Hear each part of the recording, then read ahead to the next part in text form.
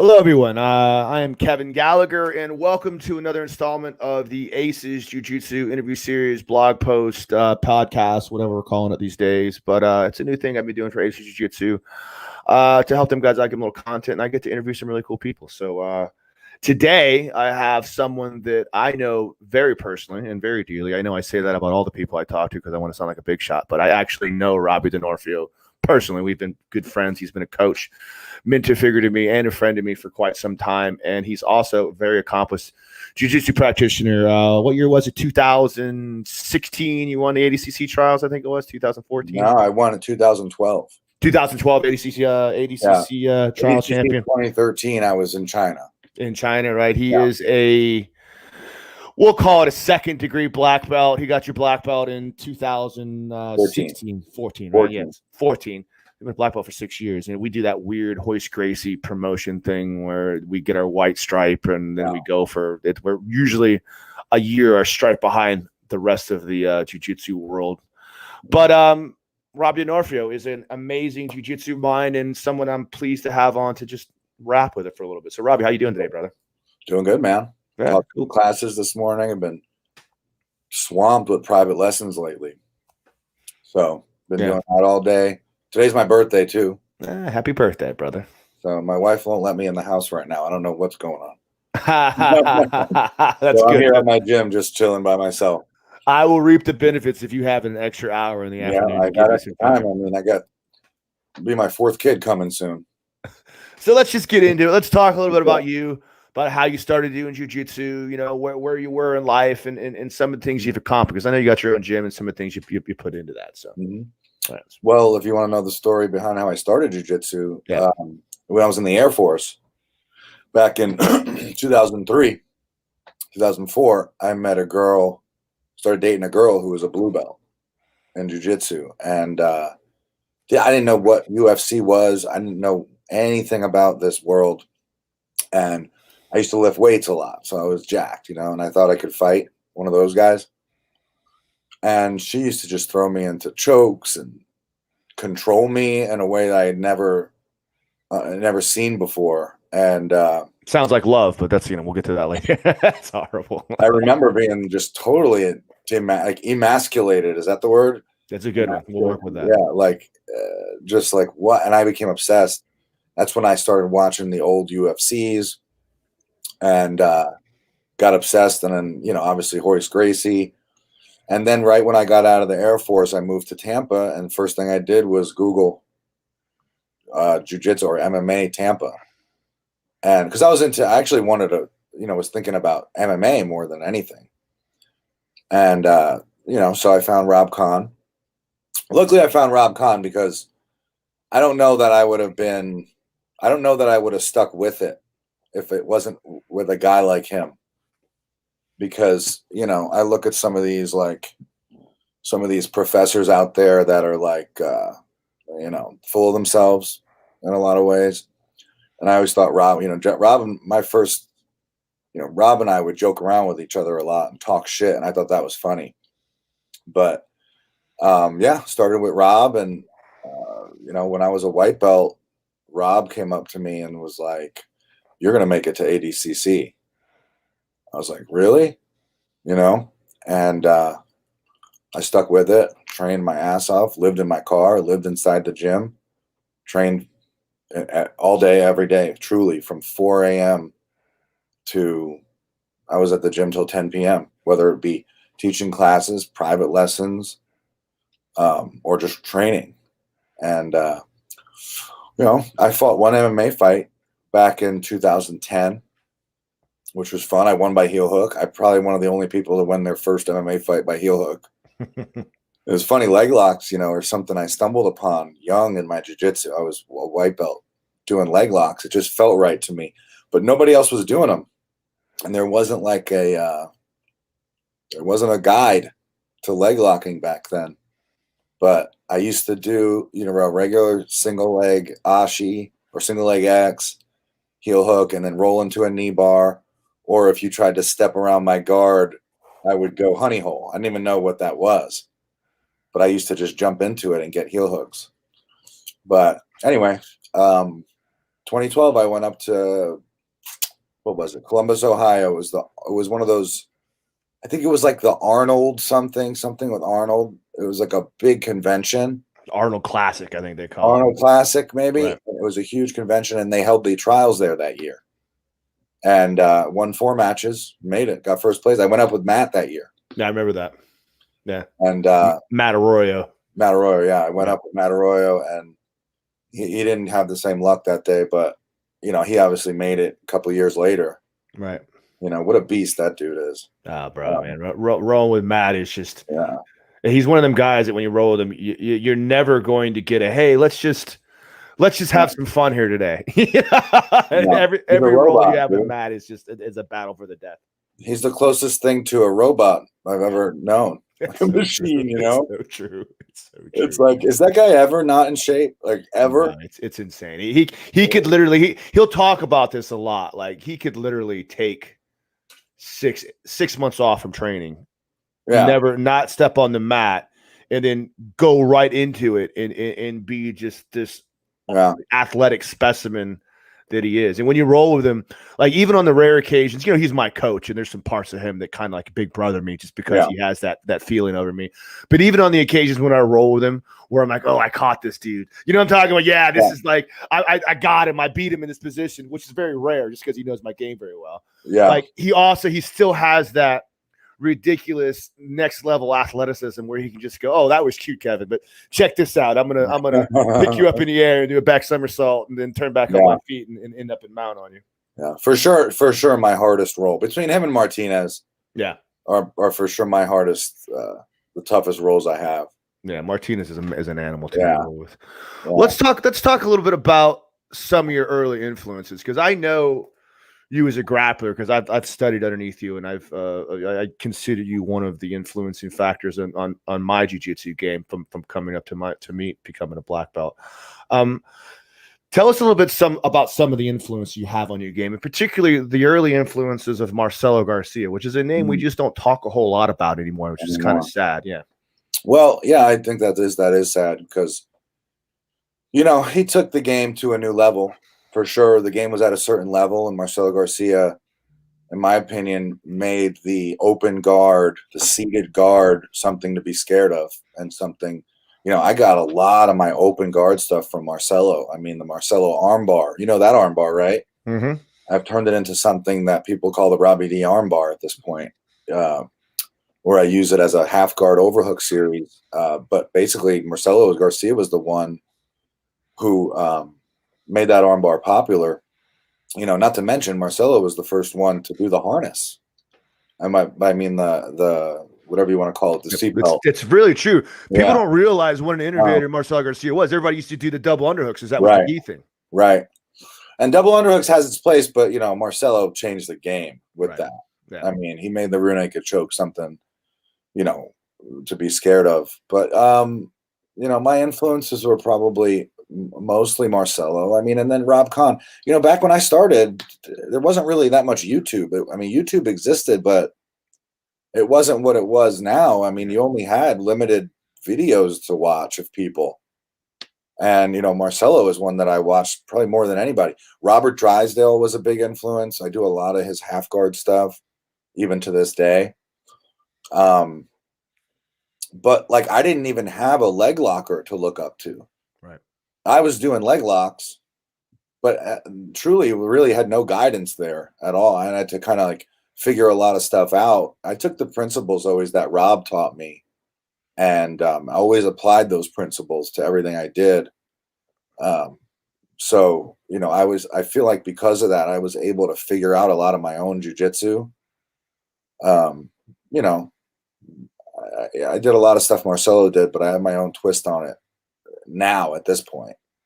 But the foot sweeps from Marcelo, you know, Marcelo used to do the dummy sweep. That is a huge part of my game. I started doing strictly because of him. But Cyborg was another influence coming up, because back in the day, we would go, like when I was a blue belt, no, I'm probably purple belt. You know, Matt and I were always, either Matt was winning the Copa Absolute or I was winning the Copa Absolute, or we were in the finals with some beast, you know? So like these absolute divisions were Pablo Popovich, Buchecha. Buchecha started down here in Tampa. Right. I remember Popovich, Buchecha, Cyborg, and whatever other giant Brazilian beast that they had with them. They called them the Avengers back then. And, you could watch on YouTube. I have a match with Popovich on YouTube where he choked me from mount. He rape choked me from mount. And, I learned a lot in those days because we had a lot of high-level guys to compete with at these low-level tournaments because there wasn't really that many other tournaments to go to. So you had the best in the world competing in local grappling tournaments all the time. At a high school down the street, right? Yeah. And it was intense. There was a guy named Daniel Marias. I don't know if you ever remember him. Yep. But that guy, I think I had 4 matches with. He beat me 4 times, but it was always on like an advantage or a point. But Wagner was always up in there. Wagner was always around. Yeah. Wagner I had a match with as like a blue or purple belt. Yeah, I think Cyborg got a blue belt. I think a lot of these new like current jiu-jitsu guys don't really realize, and I hate to see that. Oh, I'm old, but like they don't really understand how good they have it being able to see these amazing professional jiu-jitsu performance. When we were coming up, professional jiu-jitsu, wasn't even a forethought. You had the ADCC, then you had, Grappler's Quest, which was kind of the biggest thing out there, but it was nowhere near. I mean, there was no coverage. There was no live feeds. Maybe you got lucky and saw an Instagram not Instagram, a YouTube video of a couple matches here and there. But the idea of having a real legit platform for these super high level athletes to go compete at wasn't there. We competed with them. We were on the same bracket. In some little small copa around the corner is Cyborg or Wagner and these big names. Buchecha, I remember the one that Buchecha was on. I was a little bit younger than you are, but if you were purple belt or higher, brown belt or higher, you were on the card competing at Cyborg. Yeah, well, it's funny. There was one division that I think I lost. I must have been a purple belt, and Daniel Marias at the time was the king of copa. He won every absolute. He beat Matt a few times. He beat me. He beat some other guys. No one was able to beat him, but he was like a point guy. Right. He was like a, take you down, hold you there, pass your guard, hold you there. That time, it never really submitted any of us, but he was the winner, man. He was the best at the time. And all of a sudden, there's this new Brazilian with the Avengers, and he's really tall and he's jacked. And they called him Buchecha, and nobody knew who he was. And he made it to the finals, so he ran through a couple purple belts probably. And then he was in the finals with Danny Marias, and everyone was like watching, like eyes peeled, like, oh my God. And he fucking destroyed Daniel Marias. You can watch that match on YouTube. Oh, I'm gonna check that out. And he takes his back, flattens him out. Yeah. And Marias ends up tapping just from being flattened out. Yeah. Like didn't even have to get the choke in. Right. It was incredible. And that's how Buchecha came on the scene. Yeah, I remember Matt always telling that story. Like everybody was in the gym at a Copa one day, and like they were all talking about who's that guy over there? That's that Buchecha, and that was right here. That was in the Tampa Bay area. Like the Central Florida area, it doesn't get as much credit, South Florida, Central Florida, as being the kind of like not birthplace, but like there's a lot of birthplace. Yeah. I would say birthplace for a lot of these guys. Right. I mean, obviously, some of these guys probably competed in Brazil as well. I would imagine before they came to America, but I don't know about those, but nobody knew who Buchecha was until that day. I'll tell you that. Yeah. That's for sure. And then everybody went through the roof, man.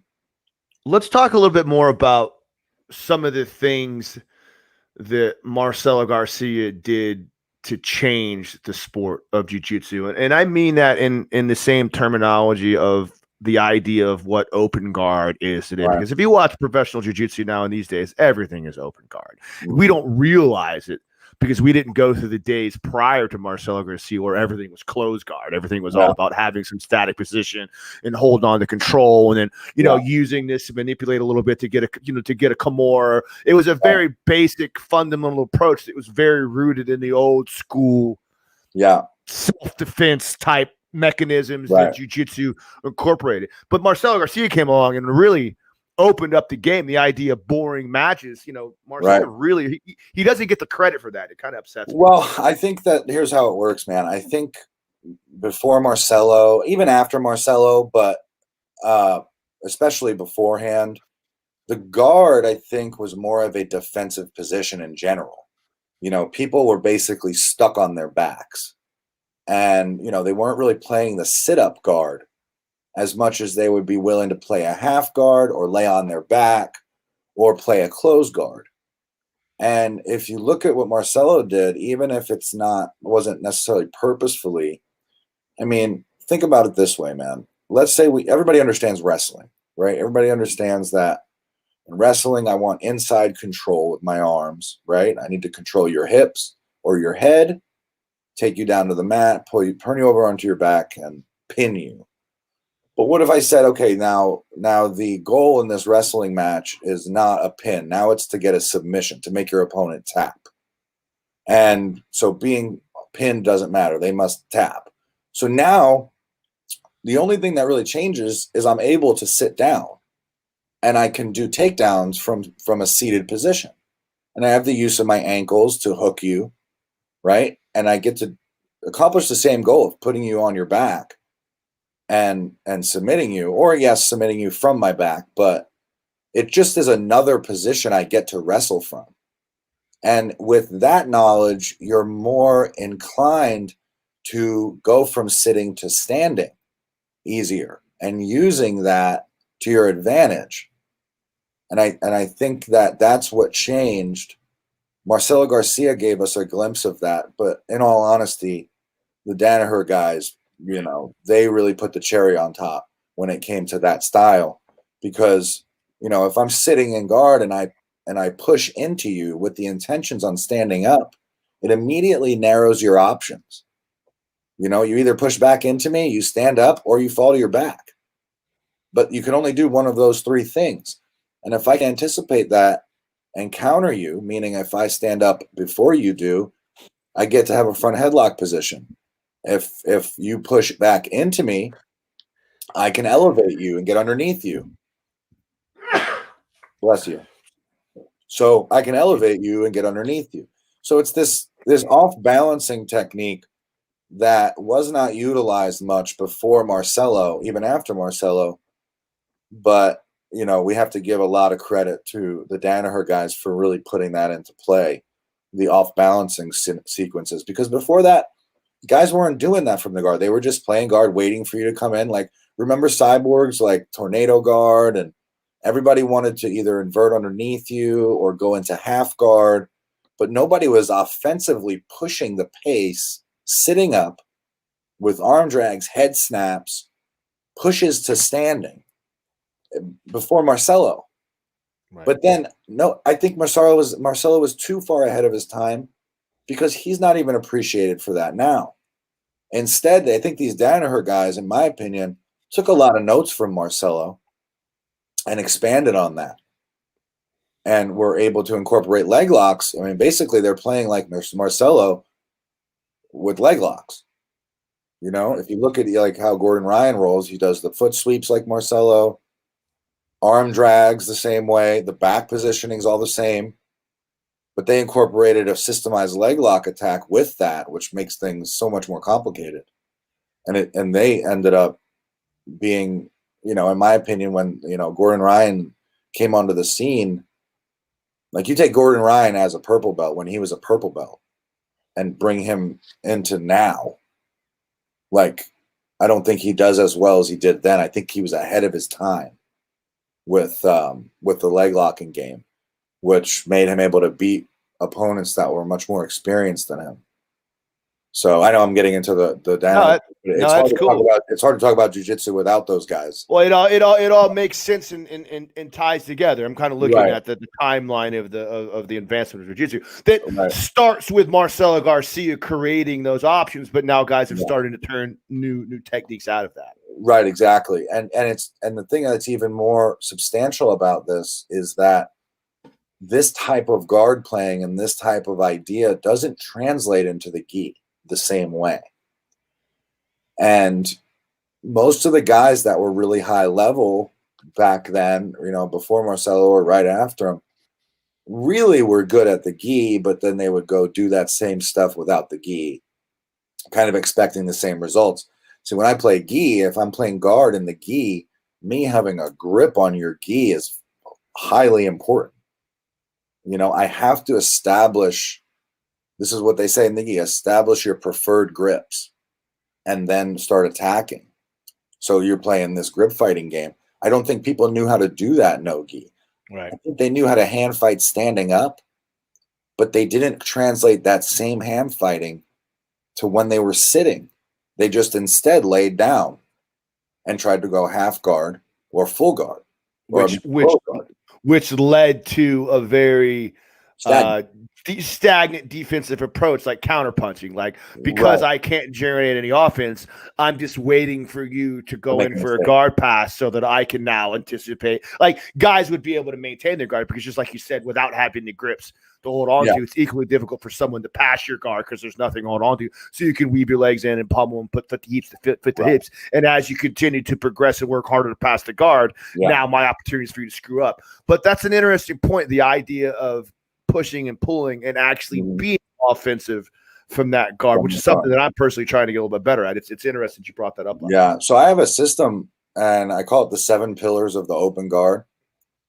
And I need to put it on a downloadable. I have it all filmed. And it basically takes you through each position that you should be in according to where your opponent is standing up in front of you, whether they're on their knees, whether they have one leg up, one leg forward, their head is exposed.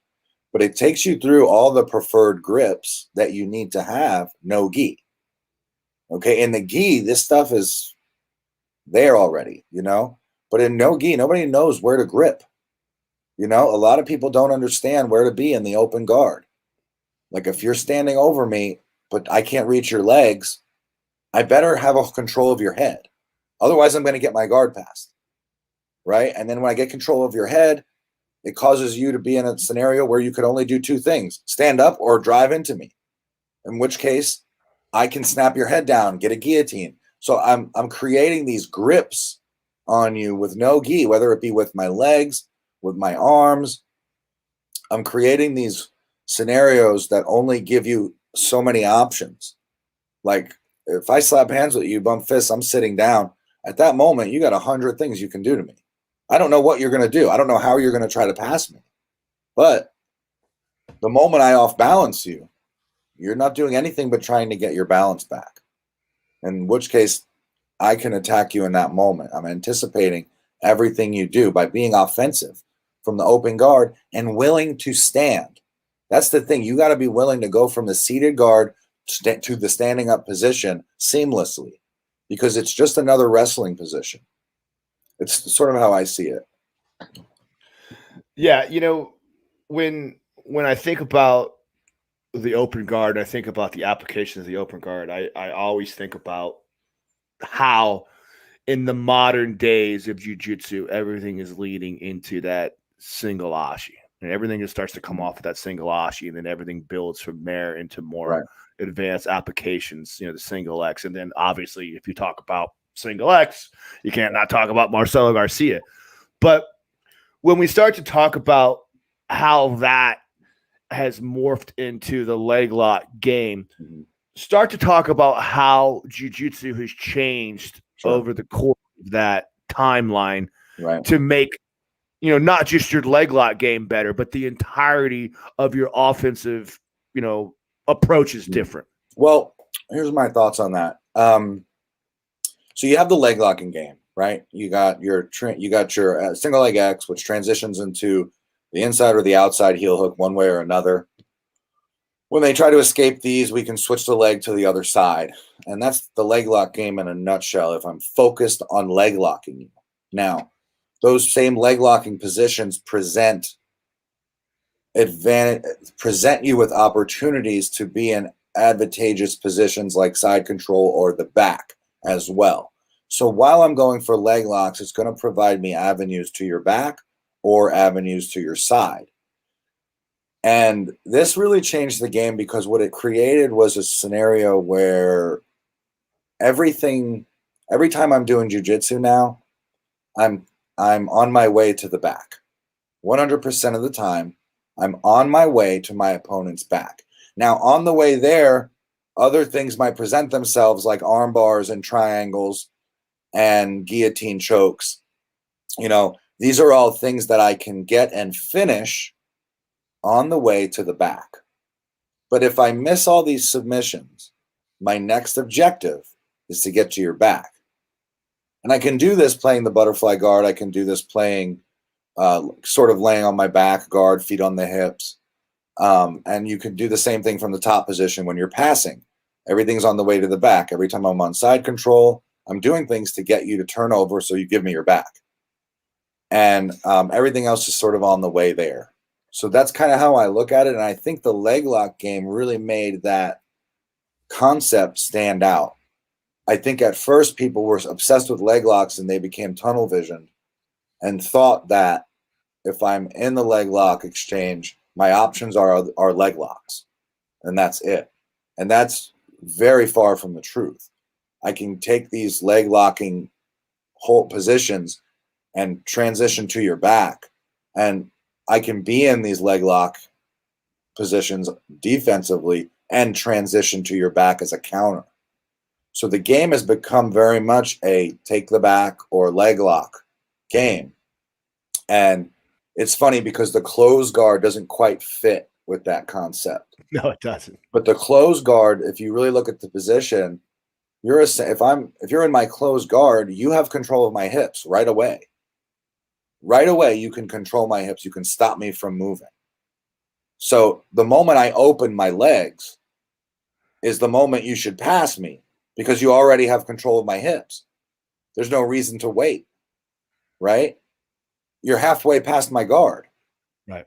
I'm starting at a disadvantage already, in my opinion, and then struggling to turn my hips while, your upper body is stopping me.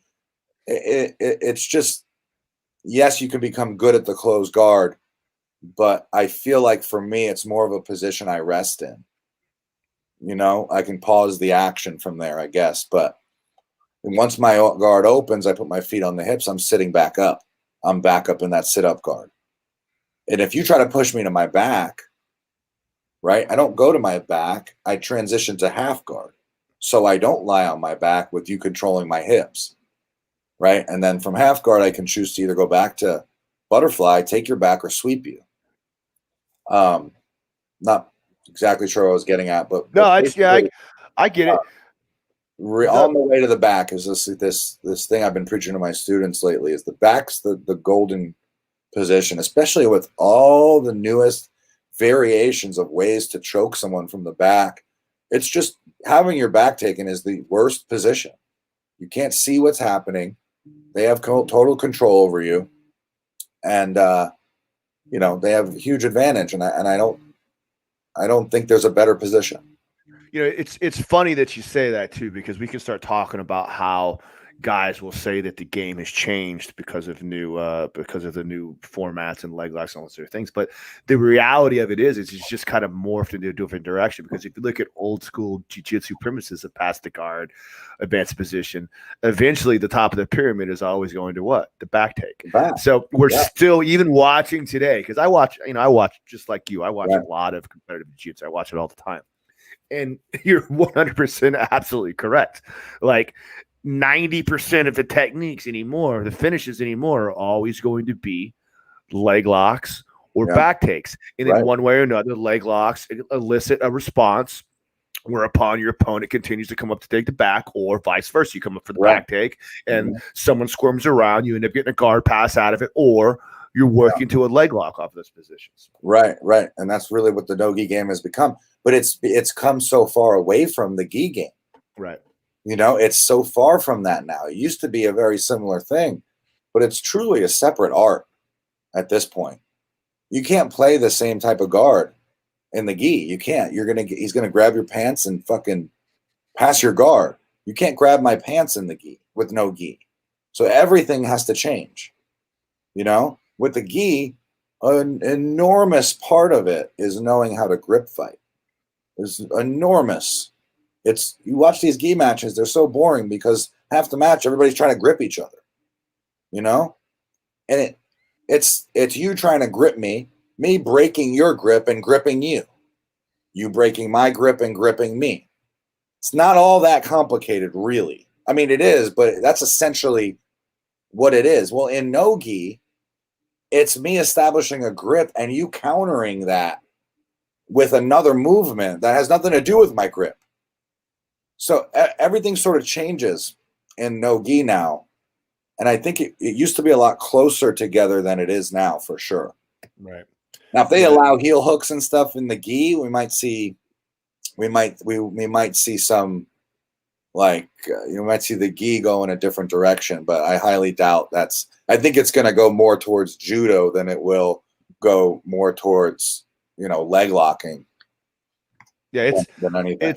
It's unquestionable that the incorporation of having a fear of a heel hook or any type of legitimate leg locking situation doesn't just advance your ability to win heel hooks, but it also opens up your entire strategical approach to going for other positions and working to other things that come off of that.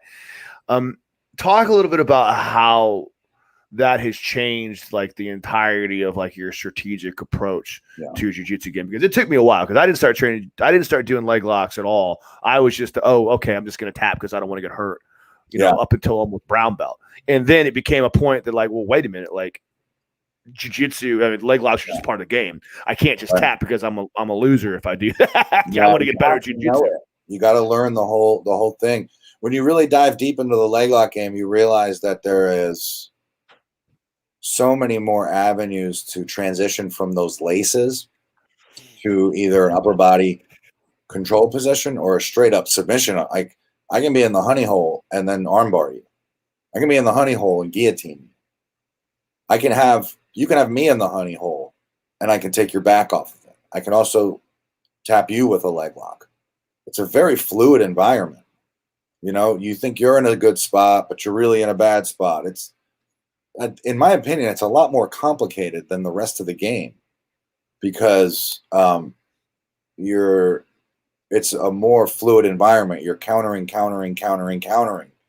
But we don't have to get tunnel vision in that leg lock.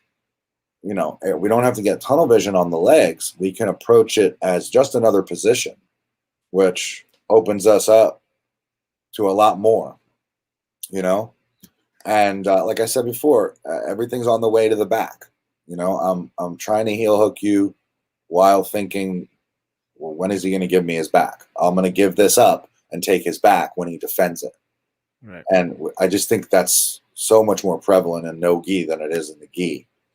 But I think that all changed. For me, that changed when the Danaher guys came on. See, when I started doing leg locks, I had no one to show me leg lock. The only guy that showed me a leg lock was Joey Best back in the day. But, he wasn't super knowledgeable, and I feel like nobody was. But when it was funny, I had my own leg lock game anyway, and it was just incredibly incomplete. I had a lot of flexibility, so I caught people by surprise. But then when I went to ADCC, I met Josh Hayden, and they had a system, like Josh and Joe Bays. They had a leg locking system. It was the first time I saw it as a system, and it revolved around the straight ankle a lot more than I've ever seen. They do everything. They do a straight ankle first, and if the heel hook presents itself, you can switch to a heel hook. I think their game was great, especially for the time. So I learned that system, brought my leg lock game to a different level, and then Gordon Ryan and Gary Tonin came on the scene, and it was like, oh, that's leg locking. So it was a next level. It was a next level. And then we started seeing these guys take the back off of everything. They were taking everybody's back. And so it sort of opened up a whole new world of jiu-jitsu, a different way to approach it. My game is completely different. I mean, I do some things that I still do when I was a blue belt and a white belt, but, when it comes to the open guard, my game has changed quite a bit. And I have to give credit to John Danaher and those guys for coming out and showing. I've still never watched one of their DVDs, not because I don't want to support them. I just feel like I can watch them and I know what they're doing. It's eye-opening. When you watch what they're doing, you're like, holy shit, that's what they're doing. Oh my God. Dude, I can't listen to John Danaher speak for longer than like a minute or two. There's just something about his voice on that microphone that just, it gets inside of my head and kind of makes my eyes roll back. It's a weird, I mean, he's a genius, obviously. He has a very intelligent person, and I'm not trying to knock anything other than the fact that his voice just makes my skin crawl. Yeah. Well, I think that right now they have these DVDs out, or these instructionals that, it's almost like they want to take somebody who's a white belt and turn them directly into a high-level black belt. Right. I think that it would benefit us if there was an instructional from them that was a little less talking, like, right. Show me what you're doing. I can see it. I can, it's like when I learn guitar, I come across these videos of people playing guitar and they're like, showing me all the little basics. I'm like, I already know that part. Give me the part I'm really looking at this video for. And then there's other guys I learn guitar from who are just, all right, you're too advanced for me. I don't know what the hell you're doing. I feel like Danaher goes from, basic to like highly advanced. It's almost too much. I think we would need an instructional that was like 5 minutes long. Right, exactly. I'm going to fast forward through all this. I as much as I enjoy listening to you talk, John, I got things to do. Let's just show me what I need to see, and we can move on. And it's funny. It's funny you say that too, man, because like as we start to become a little bit higher in the world of jiu-jitsu, we've kind of been there and done that. Like you start to kind of see the man behind the curtain. Whereupon, like, because I do this a lot when I teach. I can't help myself. We were laughing about this the other day. When I'm teaching a class, like I like to talk because I just feel important. And and it's amazing to me that people hang off of my every word like I'm some kind of like genius. Because in reality, I'm just showing you a freaking armbar. But as you start to go up a little bit farther in jiu-jitsu, you start to realize, all right, Rob, right? Whereupon I appreciate what you're saying, but like, let's just come on, brother. Let's just move on. I don't really need a life lesson here. Right. No, I know. You got to find, as an instructor, you really do want to find a happy medium. Yeah. Where you're showing the move, but you're not overly analyzing the principles behind it, because, I usually teach a class. Mostly it's showing you where to move, like here's the information.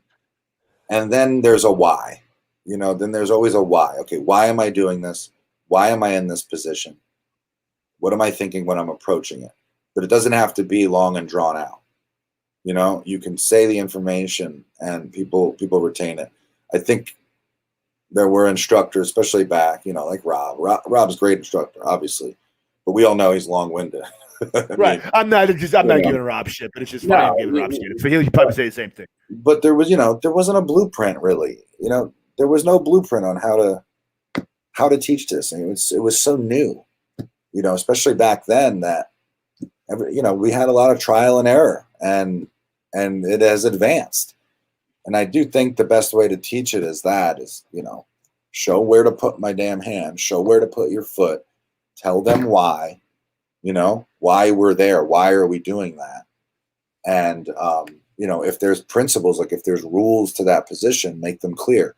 But again, it doesn't have to be long and drawn out, It can be confusing when it's too long and drawn out. let me ask you another question. Let's get back to something else we were talking about, because you mentioned about training with Joe Bays and what's his name, Jason Hayden, Josh Hayden, and the idea of everything coming off of the straight ankle lock.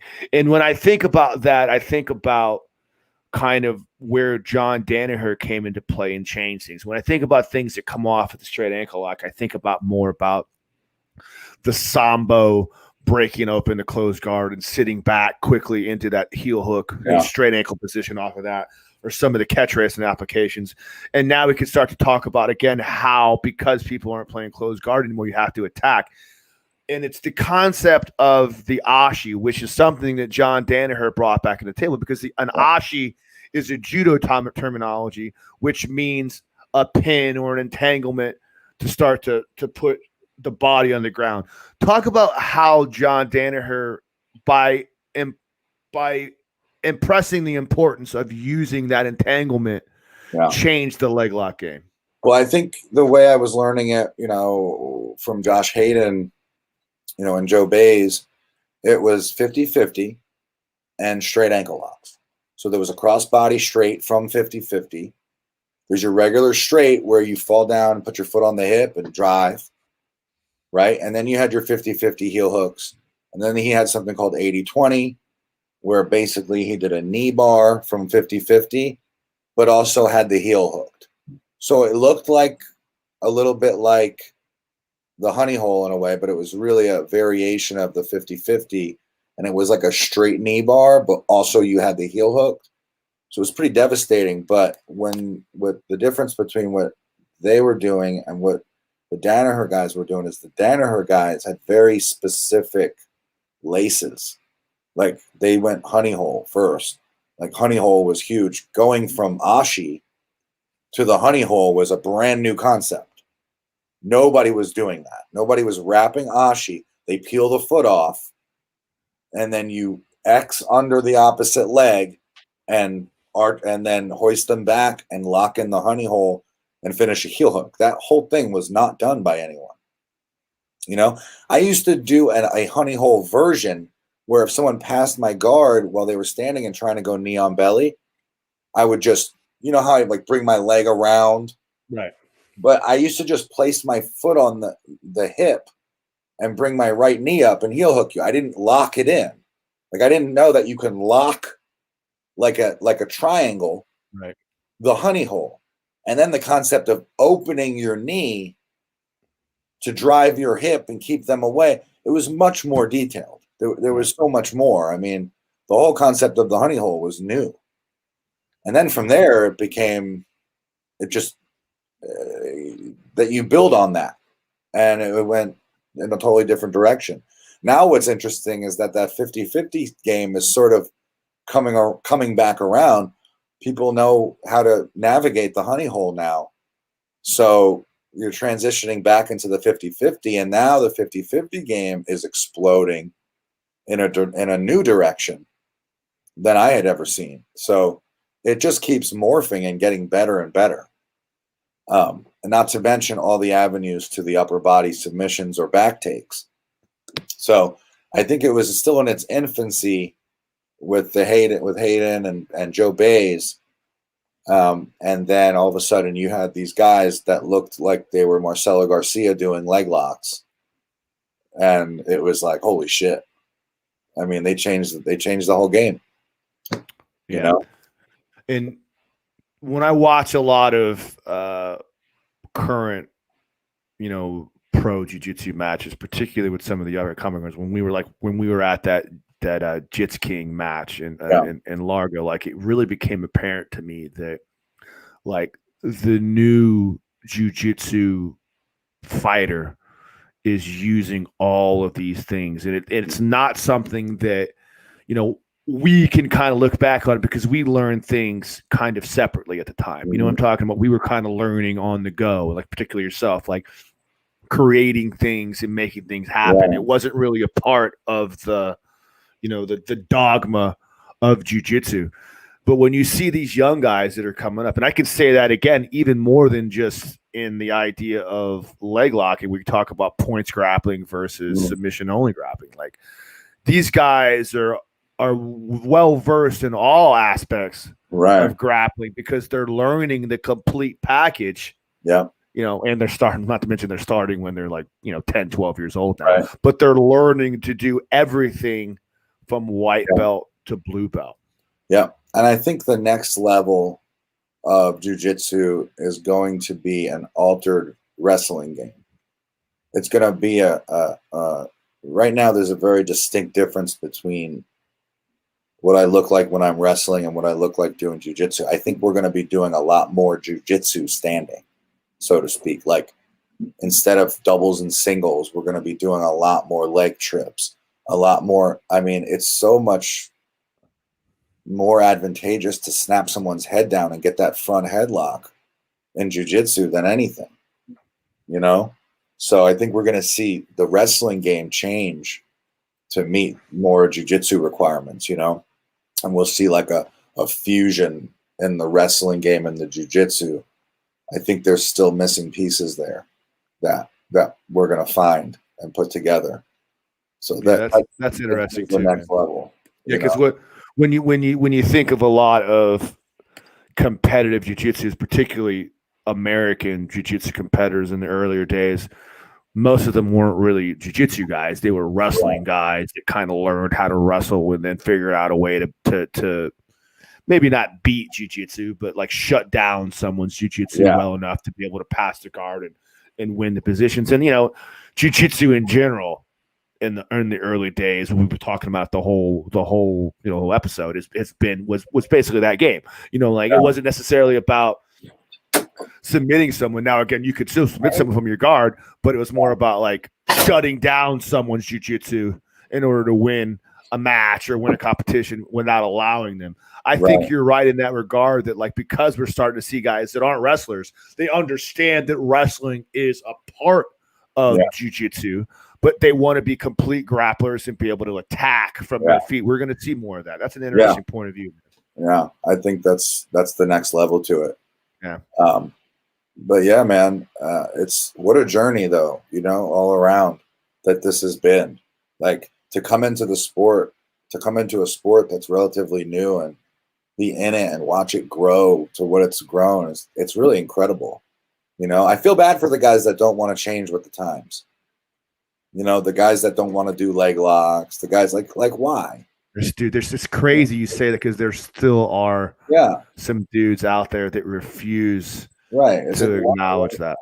It's part of the submission game. We're submitting people. Right. Like, don't sit there and tell me, no, I'm doing this because it has to be old school jiu-jitsu. It has to be what Elio Gracie did. Right. Like, come on. We're doing submission holds. We're making people tap with submission holds. Right. If that were the case, you look at a guy like, Holes Gracie that people don't talk as much about as the amazing guy is. The whole reason why the game progressed to where it was, 25 years ago, which is better than it was 25, is because Holes Gracie, no one wrestled. No one did anything. Holes Gracie went out and worked with Sambo guys. He went out and worked with wrestling guys. He cross-trained, which was so horrible at that point. Guys were like, you can't do that, but he did it anyway. And like, we're starting to see that if you're not growing with the times, man, you're just missing the boat, man.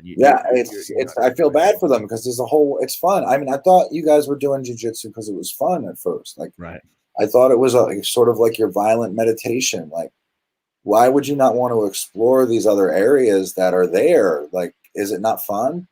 Like, is it not fun for you to do leg locks? Why? Because you suck at it? Get better, bitch. Like it's ridiculous to me. It's so true, man. Like I had Jim Ayers on the other night, and we were talking about that, and he just said the same thing. He's like, bro, like I was that same guy. I got my black belt, never did a leg lock once. I was a very traditional. He trained under Wagner. There was no leg locks. He said one day he was in there training, he got sick of getting in leg locks, and Wagner would put him in leg locks, and he would tap, and he said, no, man, don't tap. I'm not going to break your leg. I'm going to hold it here. But think about this. Think about what's happening and figure out a way to get out of this thing. And then you'll learn how to freaking how to work it, man. Luckily, there are people out there still like changing the game. I mean, I think there's a lot of 10th Planet guys who really have some interesting stuff that these guys are putting out. They're a great team as well. Yeah. The 10th Planet guys. minus the rubber guard. I was never a fan of the rubber guard. To be honest with you, I think it's a ridiculous position. I'll tell you, if you sleep on dudes in rubber guard, though, I almost got tapped by one of my purple belts the other day. I'm not saying put me in rubber. Tap you. It can tap you, but you're in a very unnatural position. I mean, right. It's sort of ridiculous. It's sort of like, let me take my body and put it in a completely unnatural position and then build a system out of that. Right. And meanwhile, there's a really easy way to stop all that bullshit. Just keep your head in the center.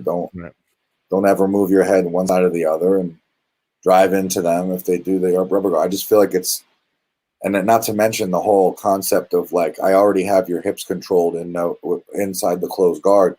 So the moment you open them is when I'm going to pass you. I'm not going to let you grab a stupid crackhead hook on me, whatever they call it. Right. I just find it just doesn't seem to go with the same principles behind everything else. And it just has this, it's just weird. And I don't think it's, who's really making it work high level? No. You're not seeing that stuff. You're not seeing that stuff a lot in MMA and places like that, or really high level competitions. It's just not. And it's funny. It's funny you say that because I know a lot of guys that train at 10th Planet, and it's just there's always a very like. It's just they're different people. It's fun. I get it. And I'm not by no means judging the effectiveness of what they do. I'm not having that conversation. Yeah. It's just a different philosophical approach to the art of jiu-jitsu in the way they train, the way they coach, the way they do everything. Well, I like Eddie Bravo's stuff. Other than that, I really do. I like his half guard stuff is pretty incredible. I like his half guard. But I think if you look at a guy like, for example, you want to talk about an opposite of a 10th Planet guy, Nicky Rodriguez. Look at the level of athleticism that guy brings to the table. Like he shuts down everyone's guard bullshit, so to speak. Right. Yes. He brings a level of intensity to the sport that, he's using that intensity in a big way. And we're starting to see some lines blur here where, the narrative of you don't have to be strong to win. You kind of do now. Yeah, you say that. I mean, it's funny you say that because when you talk about, again, when you start seeing any sport go to that next level where they're getting people that are getting views, people are starting to get paid, like it's going to attract next level athletes. Sure. And in order to be able to hang on that level, like you can't play in the NFL if you're just a skilled guy. It's the reason why I do the combine. Now there's exceptions to that rule, but you have to be able to run a 40-yard dash and frickin', under 4 seconds, or whatever, maybe not, 4.5 or whatever. You have to be able to do so many reps. You have to be that next level athlete, or you just can't hang. Could you imagine? Take a fucking basketball team and then put them in jiu-jitsu for like 2 years intensely? How sick they would be. Yeah, right. It's good. We're getting to that point. We're getting to that point. I think we are, but we're not there yet. Not there yet, but it's coming. It's coming. But it's coming, yeah, for sure. But hey, dude, my computer is about to go dead. I was just gonna call it. So let's run it here, man. Robbie, thank you so much for your time, brother. Happy birthday, man. It's been a great conversation, man. Again, you're awesome, and like as much as I love you and joke with you, you really have an amazing jiu-jitsu mind, man. And anytime I get an opportunity to listen to you talk, I really appreciate it, brother. Thank you, man. I appreciate it. Good luck to you, man. Thanks for coming on. Just for you guys, this is ADCC Jiu-Jitsu Club. Finishing up here, I had Robbie Donofrio on. It's his birthday. Go check him out. Anything you want to plug real quick before we go? No, just my website, graciebrandon.com. Check us out. Come in, visit us. If you're a jiu-jitsu guy, we welcome everybody. Awesome, man. Robbie, thank you so much for your time, brother. Take it easy. Thanks. Yeah. Bye.